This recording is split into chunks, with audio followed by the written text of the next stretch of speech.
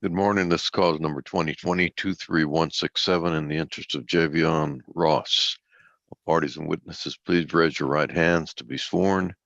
Do you solemnly swear to tell the truth, the whole truth, and nothing but the truth, so help you God?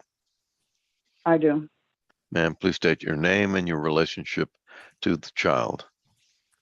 Portia Renee Ross. Javion Ross is my son. All right, and representing the Attorney General, State of Texas. Luis Regla. Court will note that the non-custodial parent is Gregory Dismuke. Mr. Dismuke was personally served on May 6, 2022 at 9:50 a.m. at 5410 Calhoun Road in Houston, Harris County, Texas. He has not appeared or filed an answer. Is that correct, Mr. Regla? That's correct, Judge. We'll proceed by default. Thank you, Judge. I'll call the mother as the witness. And Ms. Ross, the child in this case is Javion Javante Ross, and the father is Gregory Marshall Dismuke. Is that correct? That's correct. And at no point in time have you ever alleged someone else could be the potential biological father of your son. Is that right? That's right. Correct. And your son's date of birth is August 8th, 2007. Yes. And have you ever been married? No. And going forward, are you in agreement with the state that the court should appoint you as joint managing conservator of this child with a geographic Yes. restriction to Harris and surrounding counties? Yes. And that the father can get the standard possession order going forward in this case. You're fine with that as well? Yes. Okay. We don't have proof of what kind of money Mr. Dismuke is making at this time or if he's unemployed. Is that correct? Correct. So since we don't have proof of his income, we're proposing to go forward based on minimum wage with guideline child support for just his one child, the child you have with him. Is that correct? Correct. We don't have any kind of proof that he has any other child support orders floating out there. Is that right? That's right. I don't.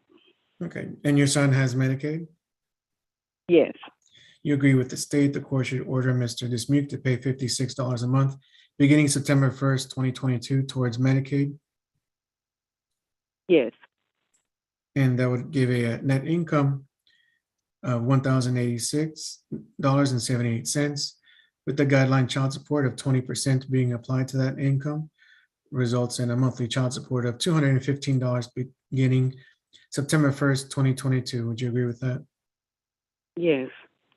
Now, you're requesting retroactive child support back to the 4 years before this case was filed. Is that correct? That's correct. So that would be April of 2016 through today's court date, entirely based on child support for just this one child on minimum wage. Is that right? Correct.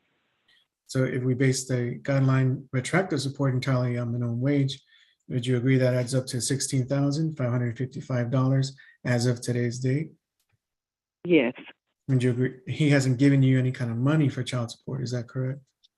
That's correct. Okay.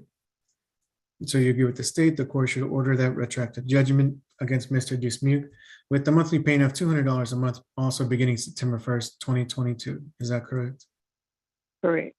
And you believe these orders are in the best interest of your child? Yes. And are you asking the court to grant this default order against Mr. Dismuke?